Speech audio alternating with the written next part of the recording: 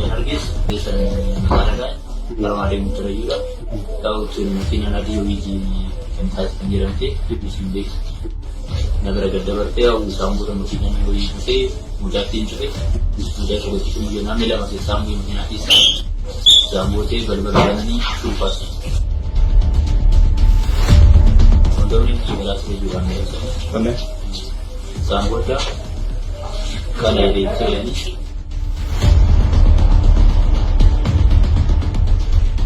aku pernah tapi proses tapi proses itu karena terjadi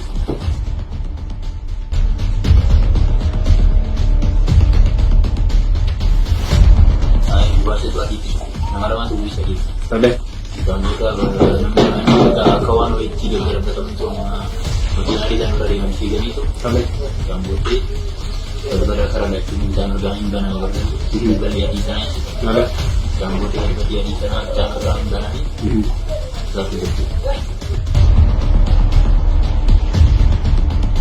tapi nanti kooperasi berlaku di tinggi ada indra kooperasi Xilaa'oon yaamii mootummaa miti kan qabu. Xilaa'oon yaamii ofii koodhaan Hacaaluun gaafa ajjeefamu achiin turee jedhee nama poolisiitti deema. Malee poolisiin dhaqee barbaadee wanna tokko wajjin qabe miti. Xilaa'oon yaamii Hacaaluun gaafa ajjeefamu bakka kanan jira jedhee nama ba'ee dubbata. Amsa Xilaa'oon yaamiirraa akka hubannuttis gara mana isaatti osoo galuu konkolaataa keessaa bu'anii namoota Hacaaluu ajjeesan arge. Qaamni mootummaas egaa karaa ittiin dhugaa Hacaaluu haqa Hacaaluu kana awwaaluuf ittiin soqee barbaadaa kan ture ta'uu kan mul'isu yeroo dhumanni eeruu kennu kanatti qabuun isaanii maal agarsiisa? Akka Xilaa'oon yaamii jedhetti Hacaaluun kan inni oofaa ture konkolaataa adii. Konkolaataa gurraacha Hacaaluutti karaa cufe. Konkolaataa gurraacha kana keessa namni lama ba'ee gara konkolaataa Hacaaluu dhufe. Balbala lamaan isaa namni inni tokko karaa Laamroot teessee jirtu, namni inni tokko karaa Hacaaluun taa'ee jiru balbala banane. namoonni ijaan reeffa Hacaaluu argan akka nutti himanitti miidhaan isaa kan bakka fagoo taa'amee yookaan karaa adda addaatiin meeshaan alaa dhukaafamee akka hin taanee fi wanti raawwate dhiyeenyarraa akka ta'e karaa adda addaatiin odeeffannoon qabatamaa ta'e nu gahaa ture.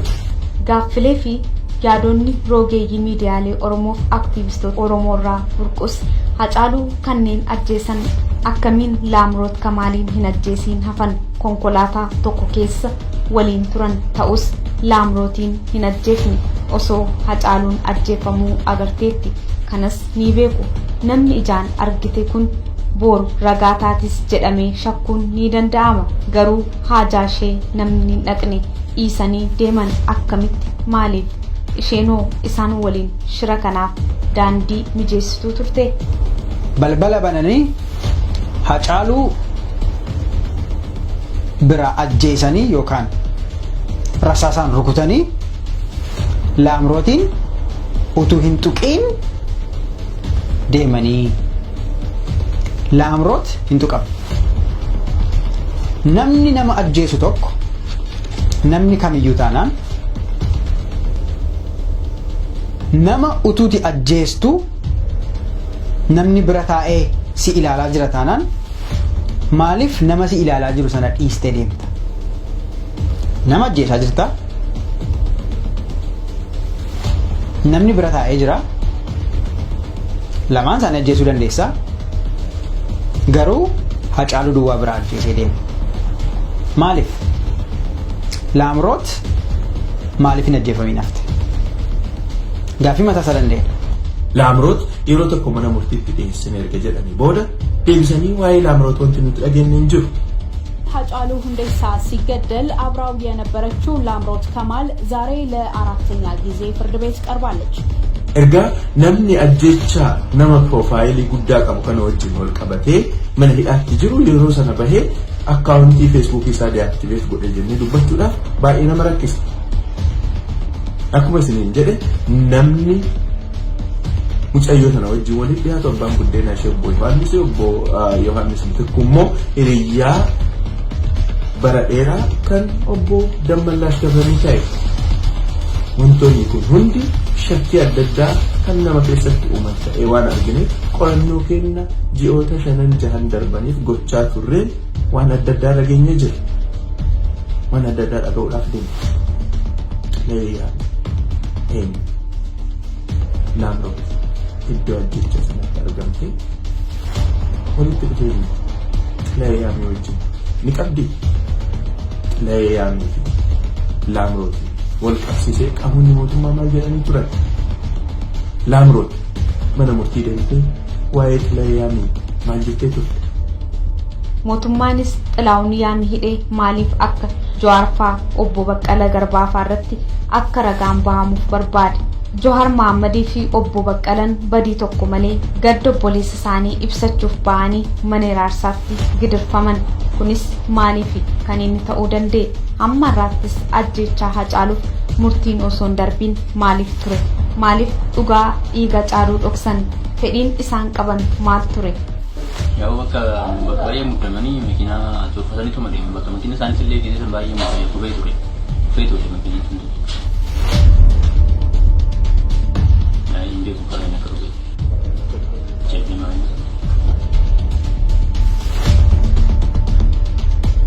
Ya polisi dura nulis kami, oleh kawan tiada kita luan tuji. Ya kita nulis ada ni kena ada ni ya. Hari ini kan harga kana ada tu kana ini ni usaha ni kan tu wajib je. Anak berusaha. Anak berusaha dia dijual macam ada kan dia jadi dua tu yang ni. Jawaar Mohammed Baqqalaa Garbaa macam ayana anjuran santu ergi tu konkolaataan dhufee tu barsiinaa kennee konkolaataa sana agarsiisanii deemanii kan asirra rukutee jedhanii isi gallattis nama barbaade si jaalaa sirgina akkasiitiif kenna nama barbaade anjiranii hawwa kana dhinnaan ariibanii baay'ee ariibicha guddaan nurra ga'e maatii kiyya wantumaa yoo qabanii turan haadha kiyyarree boleewwan kiyyarree qabanii turan isaanirree dararraa turan namirratti karena bakka isaanirree bakka maatii kiyyarree maaliif dararraa uummata maatii kiyyarree maal dabadarallee dan kenapa kau nak batas ni jalan jadi? Mana mungkin ada ni? Anu mana biar kau buat negara negara anu nomor berikan anu biar pemain ni nanti. Sebab tu cima ni kalau macam tu anu jalan jadi dia muda orang marah tu ni. Sambut mari kan musim menjadi nanti ni sambut dengan kan ni sani bakar ini macam muda rangga sekolah tapi ni ni sambut baca ni sani. Awal ibu biar jadi mereka karaa dhugaan dhokkotu soqaa turan Xilaawun Yaamii qabuun anatu ajjeese jedhame Jawaarii fi Koloneel Gammachuu xiyyeeffannoo mootummaan irratti taasifatee ture keessaa isaan tokko turan. Isaan irrattis ragaa akka inni ba'uuf gaafatamee ture. Maaliif mootummaan Xilaawun Yaamiitti maxxansuu barbaade? Iddoo ajjecha Hacaaluutti raawwate kana wajjin wal qabsiisee wantoota ka'aa turan keessaa fi ajjecha Hacaaluutti wal qabsiisee mootummaan ibsa guyyaadhuma galgaluma ajjechaan Hacaaluu sun raawwate galgala sanirraa kaasee hanga ganamaatti ibsa mootummaan baasaa ture keessaa qorannoon tokko osoo hin taasifaminii fi iddoo yakkaasanitti waan ture osoo waan tokko hin qoratamin ajjecha Hacaaluu adda bilisummaa Oromoo wajjin wal qabsiisuudhaaf yaalan. Adda bilisummaa Oromoo wajjin wal qabsiisuudhaaf yaalamuu irra darbamee akka gaafii fi deebii OMN irra keessatti taasise keessatti OMN wajjin taasise keessatti adda bilisummaa addaan baasee Hacaaluun himatee fi nageenya isaatiif adda bilisummaa akka namoonni adda bilisummaa bilbilaa isa sodaachisan fakkeessanii dhiyeessan. Kun maaliif barbaachise? sodaachisa qaamoleen maqaa warri mootummaa maqaadhaa shaneenna sodaachisa jedhu keessa kutanii waan jedhan tokko dhagee ture.